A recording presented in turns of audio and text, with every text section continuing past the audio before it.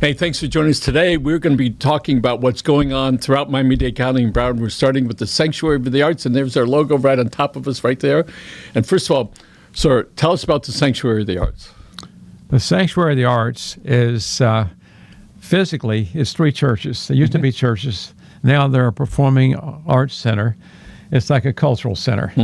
We have a lot of the different performing arts. And then we also have things like tomorrow we have Ada Ferrer, who won the Pulitzer Prize. She's a Princeton grad. Teaches at Princeton, history at Princeton.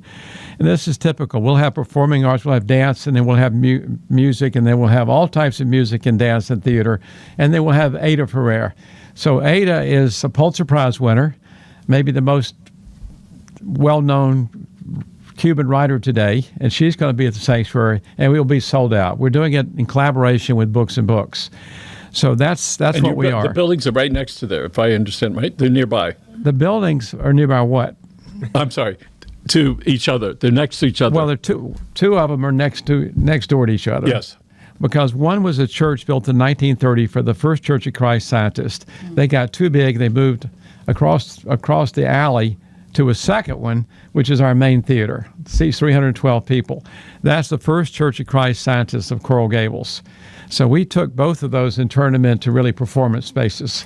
One of them's got seats for a theater, and the second one is for rehearsals and for more teaching and learning. And to my side over here, just by looking, we know you're a dancer. So tell us your name, where you're from, and how long you've been dancing. So my name is Nathalia Arja. I am originally from Brazil, Rio de Janeiro, and I started ballet. I was 5, and now I'm 33. So I moved to Miami in 2008 because I received a scholarship to Miami City Ballet School. And that's where I began my studies, and then I got hired into the company. So I've been in Miami dancing with the company for 18 years now. Yeah, it's wonderful. Yeah. And to your right, all right, we have this young man over here. Tell us your name and why you're still involved at your bright young age of 35. 35. Well, I'm Rafi Maldonado-Lopez. I'm the managing director of Sanctuary of the Arts, the Spaces. And we're all connected because I spent almost 20 years as a teacher at Miami City Ballet. In fact, Nathalia, I was one of her the first contemporary teachers that she had. And at that time, Mike was actually the president of the board of Miami City Ballet. So in this very interesting way, we're all back together. Yeah. And I'm never going to leave this. I mean, this is life. This is what Sanctuary is right now. We had no idea when we got together that it was going to become such a lifeline for so many organizations. And to have Nathalia back with us here, it just brings it home, you know? It's such an affirmation of how arts really work. Nathalia, you said you started when you were 5? Yeah. But prior to 5, did you have any idea, hey, I think I want to do that thing over there? You know, it's funny. People ask me, did you know you wanted to be a ballerina right away? And I said, absolutely not. I hate it. My mother was a ballet dancer, and so was my father. You said belly dancer. Ballet. Ballet. No, Oh, yeah. Sorry. Sometimes people think it's belly dancer, and I'm like, no, ballet dancer. Okay. Just not be confused. And so then she opened her own school, and I must have been 3, she said, when she put me in ballet, and I did not like it. I didn't think it was fun. I wanted to be an actress. I loved singing and acting, so she took me out. And then I guess when I turned 5, she said, I went up to her and said, now I'm ready. So I went in and never left. It's amazing. Yeah, and got to fulfill my acting, because when I came to Miami City Ballet, I did lots of singing pieces that I never thought I would, so I fulfilled it all. Yeah. Maria in West Side Story. There you go. I played Anita in West Side Anita. Story. Never That's thought right. I would sing on stage, and it happened. So tell us about your last dance, where it was, and who was in the audience. Wow, so I just did my final performance with Miami City Ballet. I decided that I wanted to go on to my next dream, and which I'll talk about it in a minute. But my final show happened on May 10th at the Broward Center for Performing Arts. They were all there, which it was a full circle. All of my first teachers, everybody that have been watching me since I was 15 were there. People that I never met that approached me and said, I have been watching you since your very first school show. And I was overwhelmed by the love, because as a dancer, you're on stage and you don't get to connect with the audience much. So it was a beautiful moment to meet people that have been following me. So I performed 3 ballets that night from different choreographers. And at the end, it was a beautiful celebration, balloons. I brought out my Brazilian flag on stage, because I did say I am going to honor my country, my roots, and those Nathalias that paved the way for this Nathalia to be here. Because before I started in Miami, I still had a whole life in Brazil where I was competing, building myself up to get to where I made it. If essentially, I made it to my biggest dream, which was to become a principal dancer.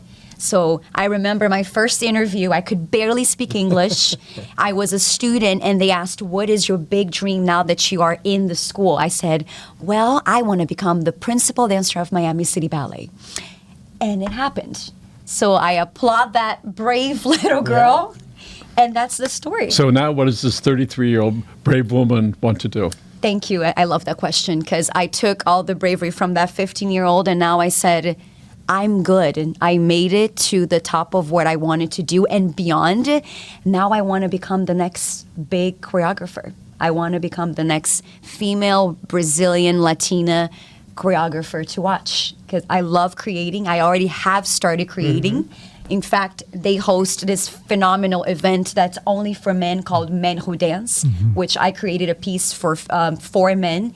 It was a huge success. They already got picked and performed in a ballet company. So I said, this is my next dream. So what is it like for you to participate in what you're doing and seeing this young lady succeed? I just want to say a couple of things. So bouncing off what you just said.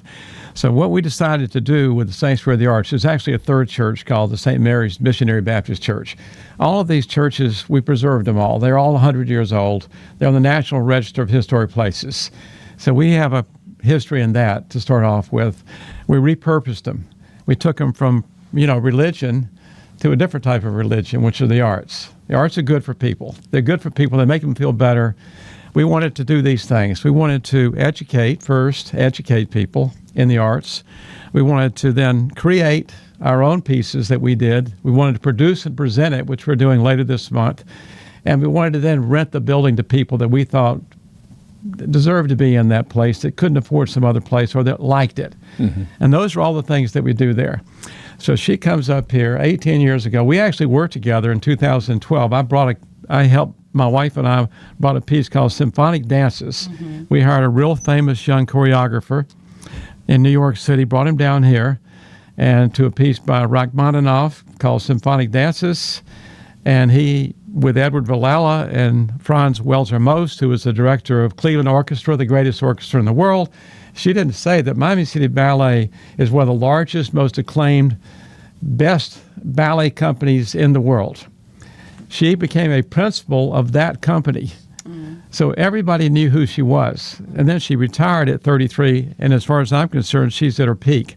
So in 2012, Alexei Ratmansky, this choreographer, which is what she wants to do now, comes down here from New York, creates this masterpiece called Symphonic Dances, 40-minute ballet, and she was the star. She was like 18 years old. But Ratmansky could see through what she was going to be. He was already creating for the New York City Ballet, Bolshoi Ballet, which she left because of the war in Moscow, one of the most famous people in the world in choreography. And I just thought it was remarkable that he would pick her to be the star of his first ballet here. Yeah. You are so passionate about it. It's wonderful to see him. He's coming alive right here. Congratulations. You see that? Rafi, so tell us about your involvement and what this means to you. I think it all comes to fruition, as Nathalia mentioned. In 2020, we have a choreographic institute in residence at Sanctuary also. We run the largest all-male dance festival in the U.S. and Europe. And it's interesting because a lot of good things happen there, and I'll to tell you how this connects to Nathalia. We got every single major dance organization and minor to participate. And it's a place because the Choreographic Institute, we're really interested in showing that South Florida is much more than a place to come and have a pina colada on the beach, you know? The arts, we need to promote it. And so this is great because right now at Sanctuary of the Arts, Nathalia's mom continues her legacy. We go throughout all of Latin America. We have dancers from 7 countries right now who are at the audition level, pre-professional. And we have this thing on Saturday called 4x4, which Nathalia was at last year. And it's an opportunity for people like Nathalia that we love and we trust so much and who are good, because that love and trust is good, but you've got to be good. And she premiered a piece that I was surprised because, what was the name? 7 Days Walking? 7 Days Walking, yeah. So she comes up and I'm like, oh, I have to. She's like a daughter to me. Of course, we'll have to put it in there. And her mom's my director of education. And I'm like, okay, let's see what she's got. Must say, the entire newspaper clipping the show was reviewed. It was her piece that was mentioned as the top piece of the evening, and I still remember to this day, he said, Nathalia Arja has understood that there is elegance in simplicity, and it is the best thing we saw that night. And I was so proud of her because, you know, I've seen her since she got here, you know, and now that we have this opportunity to, as Mike said, it's about education and then producing, to see this connection. And now, you know, we're hoping to expand that. You know, what can we do now as Nathalia, not the dancer, but Nathalia as the impresario, almost as a choreographer. She is an ambassador for the Choreographic Institute as well. And we're operating right now out of 7 countries. We are working a project with the National Dance Company of Mexico, which is one of the largest companies. So this is really different for Miami because Miami tends to be about fiefdoms. You know, this is my thing and this is my thing. And we're trying to break that. You know, we're trying to reach out to organizations that we've been very fortunate because we have right now a real fellowship of organizations that are saying, you know, we're going to face a cultural drought here if things keep going this way. Money is going to get really bad. We're going to have to figure out a formula. And so going to this, to have the next generation come to connect her, for example, with the opportunity. And I have to say, I have to interject, Nathalia is generous with her talent, but she's also generous with her professionalism. So case in point, we have a dancer from Ecuador, beautiful dancer. She went and she finds a place where she goes, I think I know where this guy can go. And right now we're hoping that he gets there. So see, this is what the arts do. The arts are organic. It's not about just keeping it there, you know? There's an event coming up soon. Why don't you tell us about that? Let me interrupt one thing he just said. We've brought 130 dancers up here to be turned into professionals in the last 5 years. 130 dancers. Almost every single one of them are in professional companies now because of him, her mother, and a couple of other people who work there. And they're phenomenal. And we use them all during the year in different programs because my wife and I like dance and music. We like to see dancers have an opportunity to shine and go through their education there. So he's done that from scratch, and it's phenomenal. So later this month, they do kind of fit together. Later this month, Miami City Ballet's orchestra has been I've been watching them for the last 16 years in the pit. So nobody ever gets to see the musicians play. All we hear is that. You hear them stick their bow up in the air, and that's about it, you know. And the conductor, Gary Sheldon, has become a friend of mine. He's helped me with some of the programs we've done. And I thought, well, you know, when the season's over, wouldn't it be great if we brought the orchestra to the sanctuary? The sanctuary is one of the prettiest buildings you've ever seen. It's like a jewel box. When you walk into it, my wife helped decorate it, but it was designed by Phineas Pace, the first architect of Coral Gables, and he just did a fabulous job. So we built a huge stage. So that was a long time ago. It was 100 years ago. Yes. So it's 100 years old. The city's 100 years old. He built City Hall across the street from the sanctuary. And so we built the two of us, we built a big stage there, 55 feet wide, that you can dance on. But we've only had a full orchestra a couple of times. MCB's orchestra is 34 pieces. So they're going to play on that stage the last 3 days of this month, the 29th, 30th, and 31st. That'll be the first time they've ever played on stage together as a group. We've done 2 dances that are unique for this event. One's Romeo and Juliet balcony scene, they call it. And 2 of his dancers that he's taught, he helped them become professionals, are going to be dancing that. The other one was created by a real famous choreographer that we know from, right now he's from Sweden, but when I met him, he was in Copenhagen, and now he's in Nice, France.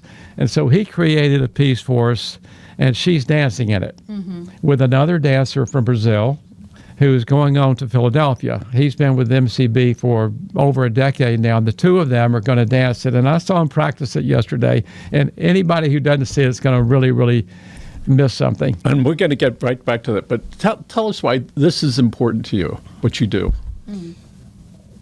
And you're next with that, all right? Why this is important. I think that, a long time ago, I was talking to the commissioners at City Hall, and I said, you tell me one person who travels abroad to visit, one of the European great cities and is really interested in learning what the third quarter was of the 1800s. No. They go for culture. They want to see the architecture, the museums, the art. And I say that a great civilization is only as great as the art it leaves behind. And I feel that Miami, that we have a lot of elbow room to grow. I don't think we've hit our potential. So when we started, and why I'm so excited about this, and I see and I think too much, because I wish I had, we had double the financial resources to have enough staff, because we're being pulled into so many places where there's need for vision, especially. If you don't have vision, you're episodic. Things aren't sequential. When I look at Sanctuary of the Arts and why this is important, why is it important that Nathalia is with us? Because this is going to build upon something that we've already spent 5 years building. How can we support her? I want to also say, and Mike's a little humble with this, the first time that we did this piece that Nathalia will be dancing, that piece was played by Joshua Bell. Yes, one of the most famous violinists in the world. We did a concert downtown at the Arts Center with Joshua and his orchestra called the Academy of St. Martin in the Fields. And 2 of the dancers danced it. To my knowledge, it has not been danced since then. But we were able to work with the choreographer to do it again. Choreography, for people who don't know, and I want to ask her a question if that's okay. Of course. Choreography is like me. It's similar to, most people don't know that much about what it actually is, but you got to have vision in order to take those bodies and put them in motion in one space like that. And one of the things is, to me, that's similar is composing music. Composing music is like choreography is to dance. And so why don't you tell us a little bit about this piece of this dance you're going to do called Barbara's Adagio. They call it Barbara's Adagio because Barbara wrote the music. He composed the music. You were just telling us the story yesterday. Yeah. Okay, what happened was I had hired Joshua Bell and the Academy Orchestra to come reopen Miami, basically, after COVID. And we put together a program with a great pianist that I work with named Marina Radishina. And Joshua was going to be in town, so we got him and the orchestra, and we were going to do a piece by Panis. He was going to choreograph it, Panis Lidberg.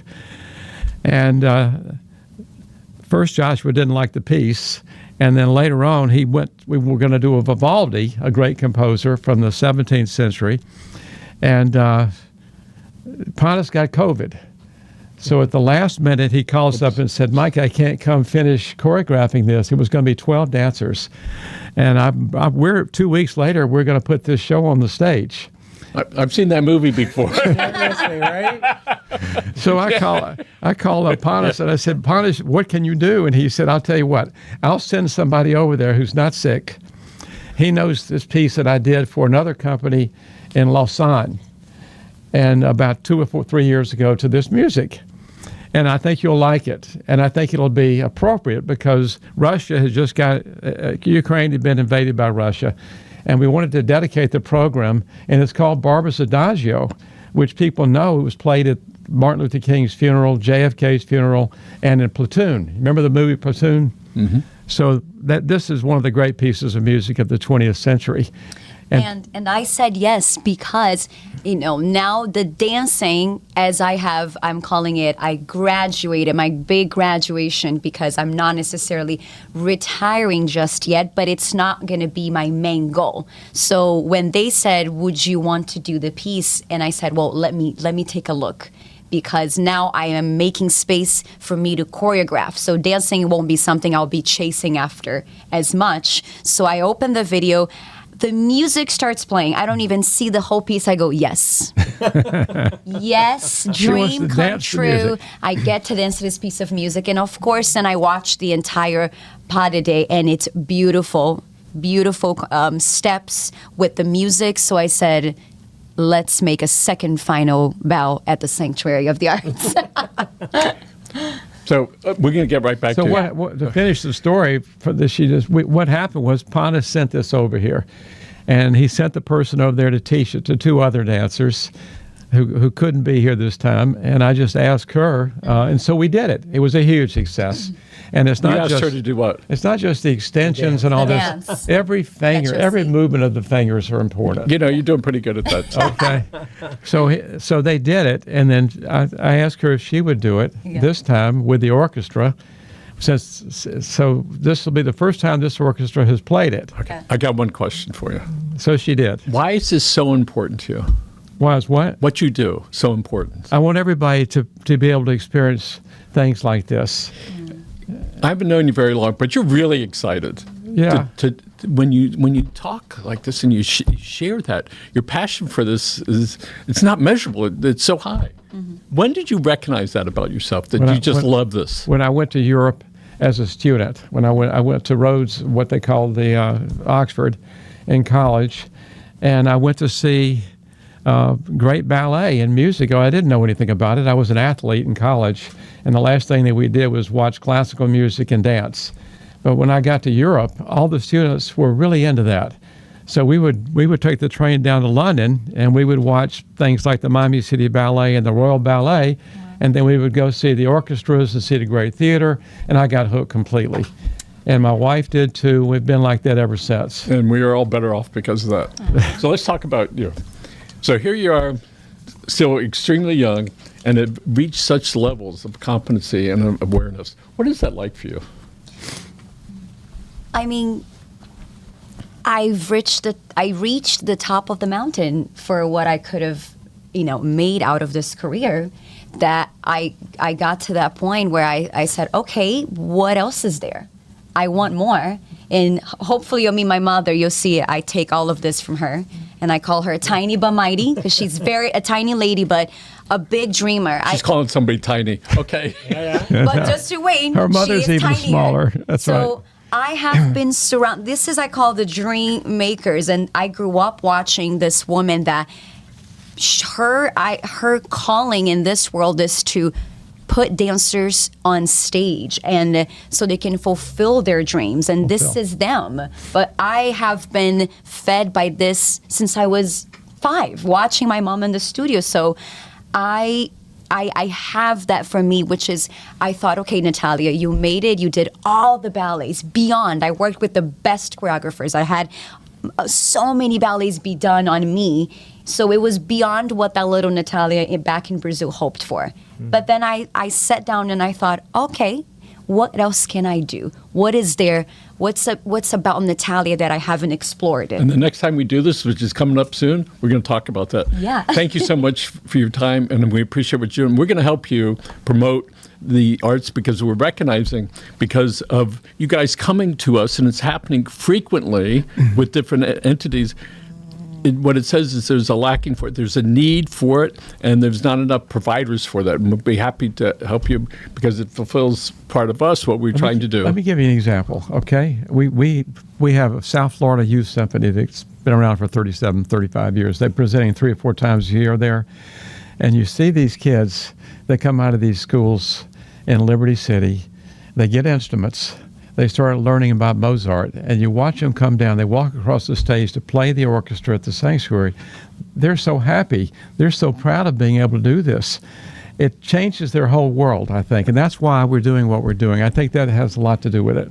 I don't know. I think I mentioned to you, my father was a friend of Ruth Greenfield's. Mm-hmm. Oh, she was a great pianist. And I remember being at her house, many years ago, and what she did in the 50s, in the early 60s, bringing these black kids into the arts was really tremendous. And the more I read about her, it's just an amazing thing. And then in the small world it is, my son's looking for a house. He starts describing a house. And I go, let me see. And he says, the lady on was a lady named Ruth. And I said, Greenfield? He said, yes. How did you know? I said, because I was there when I was 6 years old and I remember the house, all right? And so there was this infinity that happened, that connection, when I saw pictures of her recently with this little people, little kids, all right? Yeah. And she brought them in. That took guts to do that, all right? Imagine that in the 50s and early 60s to be able to do that. And we recognize when we do that for the children that they grow up to be much better people. So, Nathalia, thank you very much for your time. Rafi? So since you're talking about Greenfield, go back to 1900 when the Jews were coming over here from Europe and the Poles were coming over here. They loved Chopin. What's the first thing that the Jews did if they had enough money is get a piano? And they got into music and urban Berlin and all of the things that happened in 1910, 1920 were Jews in New York and became all part of America. And 100 years later, still working. 100 years later, we're still doing it, but it's like a part of us. Yes. We're going to do this again, so let's look at the camera right over here. And Nathalia, thanks for being here. Rafi, Mike, thank you for doing this. And again, folks, thank you for joining us. And my brother Grant and I subscribe to the Disney rule, which is when you hug someone, don't stop until they do. Okay. Thanks again. Bye now.